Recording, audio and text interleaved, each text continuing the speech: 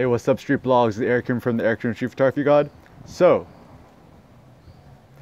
I want to teach you how to be insanely productive. So, obviously, this is just advice that works for me, and it's probably not going to work for you, but I think I have the keys to unlocking that switch to become insanely productive, which will hopefully make you happier, make you more money, and to have more purpose in life. So first of all, what is productivity?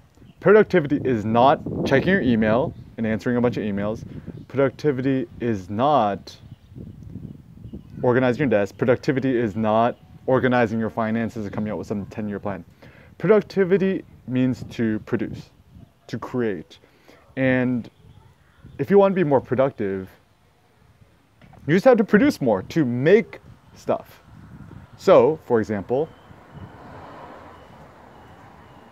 you could make a photograph, you could make a drawing, you could make a poem, you could make a blog post, you could make a YouTube video. When in doubt, publish.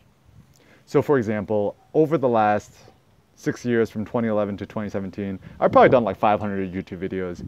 Honestly, 99% of them are pretty shitty, but that's okay. I think it's better to produce something shitty and publish it that might be of use to one other human being than to not publish it all. So a lot of us are not productive because we're just afraid of being judged negatively. So in order to overcome the fear, just my personal rule is try to get 80% good enough, whatever you consider that to be, and just hit publish. And always think that you're trying to create value of things that will be useful to other people. In terms of practical productivity tips, things that I do in my life. So for example, I don't eat breakfast or lunch, so I don't get food coma through the day. That means throughout the day, I'm always like slightly a little bit hungry. And it's that hunger that helps me stay focused. And like a lion, lions are best hungry because when they're hungry, they're motivated to go out and hunt and kill the gazelle, right? So you don't give a lion a granola bar and then it ends the gazelle, right? So it's hunger that motivates us. To be more productive, just be hungry more often. And that don't mean starve yourself. It just means don't eat breakfast or lunch and just eat a big dinner. And usually at like 10 p.m., I usually have like 5 to 6 egg snacks. Yes, yolks included. So I also drink a lot of coffee. Espresso is my personal favorite. Contrary to popular belief, espresso actually has less caffeine than a normal like Starbucks drip coffee. The reason is that with espresso, the steam pushes hot water through the coffee grounds at a very high rate, so it doesn't actually extract as much caffeine from the beans. So on average, I drink like 5 to 6 espressos a day. Everyone's telling me to drink more. What I do is I just allow myself unlimited coffee to however much I like, and then I try to cut myself off at around like noon or 3 p.m. And obviously, I don't always follow my rule. I cheat a lot, but the reason why I drink a lot of coffee is so I could be more productive and do videos like this. Also, a good way to be more productive is so these are all just like counterintuitive rules. So I don't have a phone anymore. So some people need phone for work. That's fine. But if you really don't need a phone for work, I would say either keep it on airplane mode most of the time, keep it off most of the time, or just sell it. I could attribute my insane productivity to several things. First of all, I don't do email anymore. Second thing, I don't do social media anymore. Third thing, I don't have a phone anymore. So productivity is more about what you don't have or what you don't do rather than what you do. And so I think even procrastination is a good thing. I procrastinate on things which are not important to me. So I procrastinate on I think finances or taxes. I always do my taxes like a day or 2 or 3 days before they're actually due. And often, if you want to know what your passion is, often the work you do while procrastinating is the work you should be doing. So for example, when I procrastinate on my taxes, I actually do blog posts. So maybe that's my passion. So for you, I don't know what that might be. And another philosophy is, so if you have an iPhone or a smartphone, what happens when your battery's at 5%? And you see your little percentage bars, 5%, it's all in little red. You get a little bit scared. I don't know about you, but when I had my phone, I got anxious. So I'd switch it to airplane mode, or I just turn off my phone in order to save my battery in case I needed to call like somebody to pick me up or to call an Uber late at night. So if I was at 5% battery life, I wouldn't check Instagram, Facebook, Snapchat, whatever. Not even listen to music. Only do what's really important. Okay, get home and use it for emergency purposes. Your iPhone battery is an analogy for your life.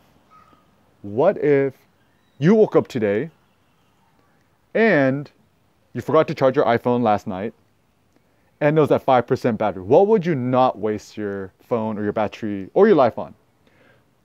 Your iPhone battery is your life. If you woke up today and you knew that your life was only at 5%, what would you do and what would you not do in life? Of course, you wouldn't just quit your job and just fucking fly to Paris or some shit like that. But like for me, I would just spend more time with my friends, my loved ones. And to me, my most important thing is doing my work. So creative work being making YouTube videos, blogging, writing, creating information, which I feel like could help and empower people, people like you watching this video right now. I wouldn't give a shit about what car I drove. I wouldn't care about like my clothes. I wouldn't care about my camera. Like, even this video, I'm just recording this on Cindy's phone, and nothing is ever ideal. Like I'm recording this on the front porch, all these fucking cars driving by and shit. So give yourself permission to make things not perfect. Perfection, I don't know where this concept of perfectionism comes from. It's like the worst concept ever because we fall into paralysis by analysis, meaning we become paralyzed because we analyze all the too many options, we get overwhelmed. There's a fantastic book to read called The Paradox of Choice by Barry Schwartz. The concept is, in modern society, capitalist society, aka most of the world, we have too many choices in terms of options for what cars to buy, what laptops to buy, phones to buy, etc., cameras to buy. And because we have so many choices, we become overwhelmed and we just end up becoming paralyzed and not doing shit. So the advice is to just settle. Own your cars, your cameras, your tools. 80% good enough and just settle. I wrote a blog post titled Always Settle. And the concept is always settle with your tools, your material possessions, your car, like anything material, settle with that shit. Like you'll never be perfect. And trust me, I'm the worst at this. Like when I bought a new laptop, I must have returned at least 5 or 6 different MacBooks before I settled on one. And never settle on your creative work, on your photos, on your art, your poetry, your dancing, your theater, your interpretive dance, your drawings, your my friend Philip Kim, every Monday he has something called like #Moleskin Monday. He sketches something in his Moleskin notebook and he uploads on Instagram #Moleskin Monday. Follow him on Instagram at color COLOR crisis CRISIS. So he's a good friend of mine. And so regardless of what your job is, your life situation, you can always make art. So you could download an app onto your your iPad, your phone, or your laptop. Just do digital drawings, or just easiest get a piece of printer paper and just sketch and doodle. Do you remember when you were a kid, bored in school during class? Your teacher's like, mum, and then you're just kind of doodling in the margins. I did that all the time, and I think that's a good thing for creativity.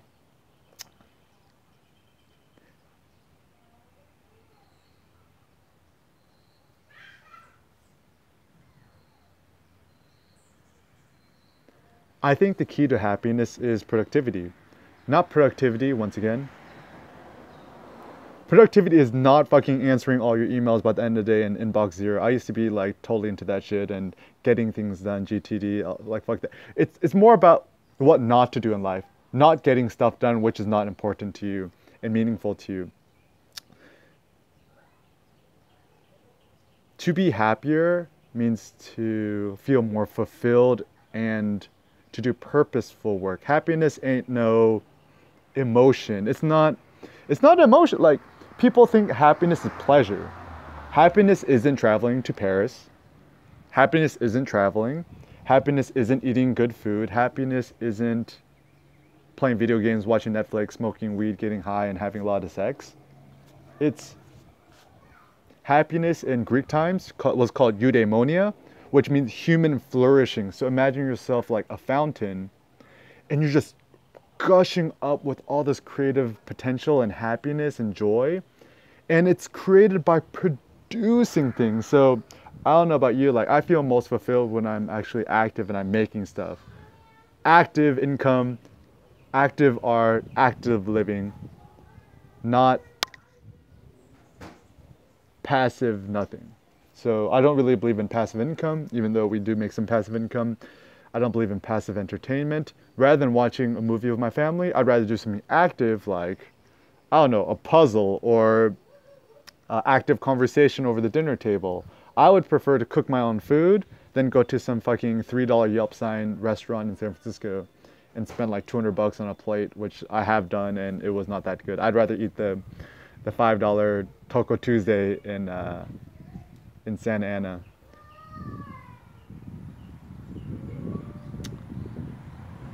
And yeah, just the best way to be productive, just know you're gonna die and